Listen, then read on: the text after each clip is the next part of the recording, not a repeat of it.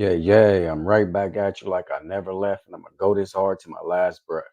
It's Lil Kenny Russell, Kanoom, Consu Moon. You already know what you're gonna get when you step in the room. You're now dealing with Kanoom. I'm here. And when I'm here, I'm gonna make the information direct and clear.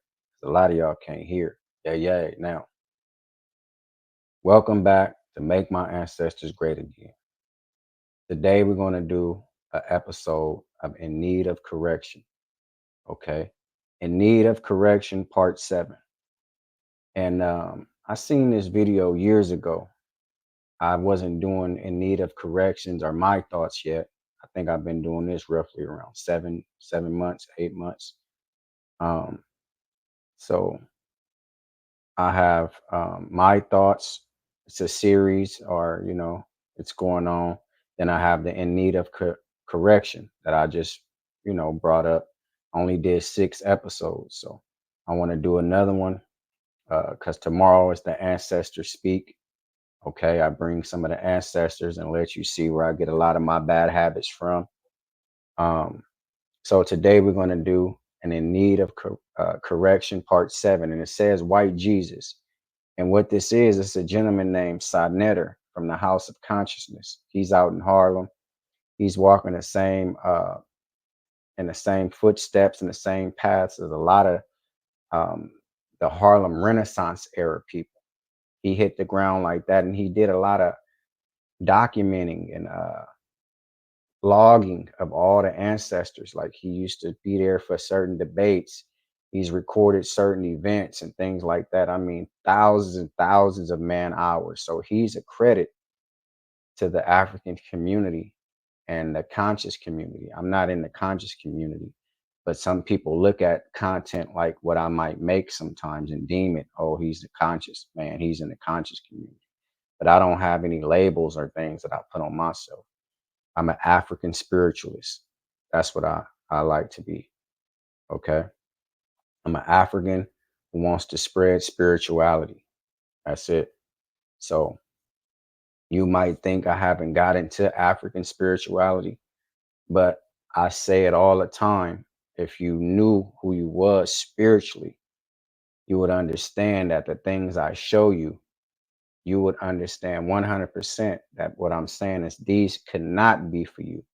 If you was as spiritual as you should be, then you understand that you wouldn't be able to go for no Jehovah Witness. You wouldn't be able to go for no Mormonism.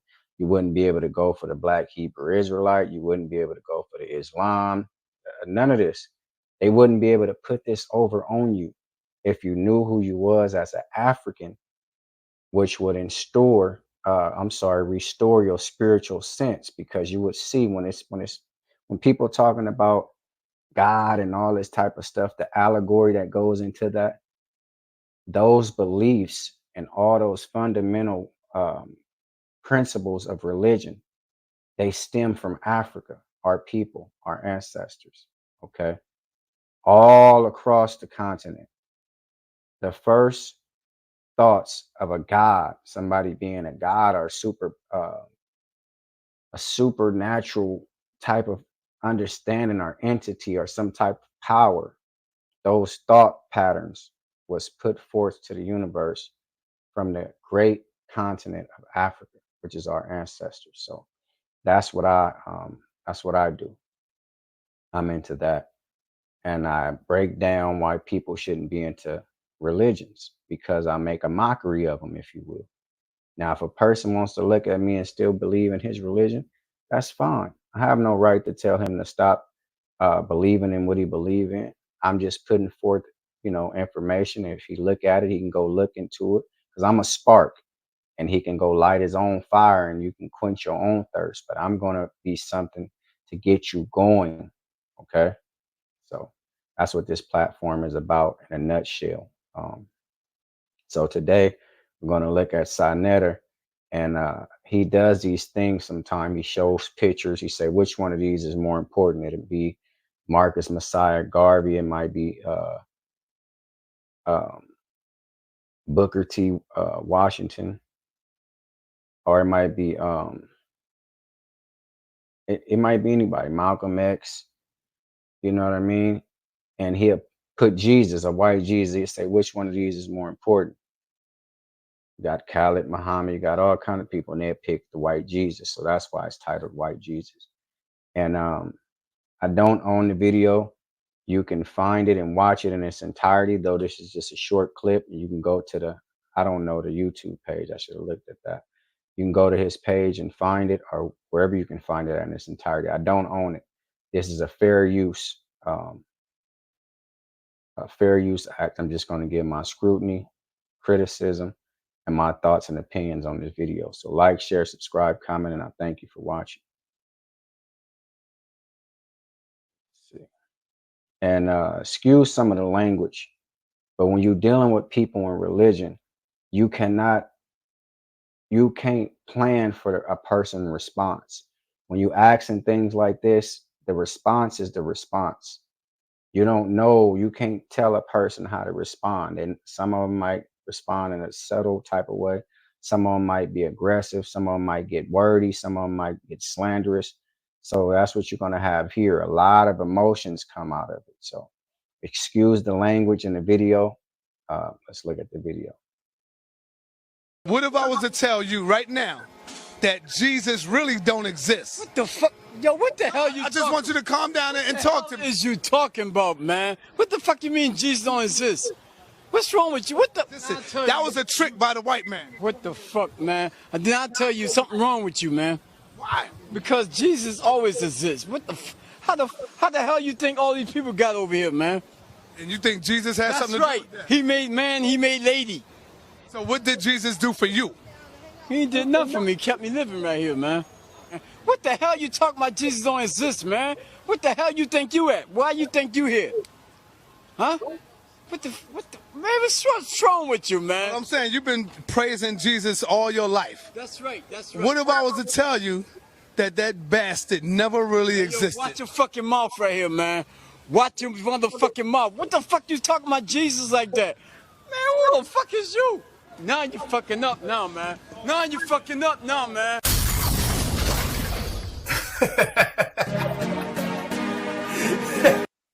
And I'll pause it right there. This stems the title White Jesus, because these are the photographs that Sa Neter generally put up when he said, hey, who is more important? Then you pick one of them, and they pick Jesus all the time over anybody. Be Nelson Mandela again, like I said, they always a white Jesus. So that's why I titled it that. And my thoughts on the video is that that's hilarious. All this stuff is hilarious, but the brother is out of connection. Okay. And he's in need of correction. He's out of connection and in need of correction. That's what it is. He's not even connected to African history. Okay. Because in history, anybody with a brain can understand that there's no historical footprint that this Jesus the Christ has left. And see, they did something inside of theology that cannot be proven outside of it. What am I talking about? They inserted Jesus in Africa. They said he was all through the Nile Valley region, specifically Egypt. They did the same thing with Moses. You see, all these people they place in Egypt in theology, but when you go look for them historically, there's nothing. Nothing. There's nothing in Egypt that can substantiate the life of Christ or Moses, Noah, Abraham, none of these people. That's a fact. You got people over there working right now just lying, trying to put forth a religious understanding of people with those names saying that they was in Egypt, and they died trying. It was a gentleman named William Foxwell Albright, one of the foremost archaeologists on the planet. He tried to prove the Bible. There's a saying about him that said he took a spade, which is a small shovel, and a Bible, and he went to Israel, Jerusalem, Judea, all this type of stuff, and he said, I'm going to prove the Bible. Guess what? He died before he proved it. Now they would go to him to substantiate anything, frivolous claims, the Dead Sea Scrolls. Yes, he substantiated the time period. Go to him for something else. Yeah, that's the time period. It fits right there. See, these are biblical archaeologists. So they're going to always do what best fits their faith and their belief system. But we all know, well, the consensus in the scholarly world and the whole world understand that people know that the Dead Sea Scrolls is 20th century European fakes. People who don't have no side to pick a side because I'm a Islamic person, a Muslim, or I'm a Christianity type of person, or I'm a Jew. So I got to try to make the Dead Sea Scrolls. I got to substantiate them with my claims and saying that they are real. You got museums who don't even display them. And when they display them, they put little notes on there and said they don't know if they're authentic or not. Yes, this is all reality. So he's out of connection and he's in need of correction. He's very old, and I'm not saying it in no type of convalescent way that he needs to be on bed rest. No, no, no. I'm saying he's old enough to know African history or the world history. Anybody, a Bible scholar will tell you the biography of Jesus can be written in 2 lines. Take one sheet of paper and just on 2 lines write what the world has said Jesus' biography is. See, he was born of a virgin. His earthly father is Joseph. His real father is some man out in the sky. That's fake. His mother name is Mary. He grew up in Nazareth, or he born in Nazareth, whatever the case may be, Galilee, born outside. That's it. That's where the things stop at. You don't even know his name. What is his name?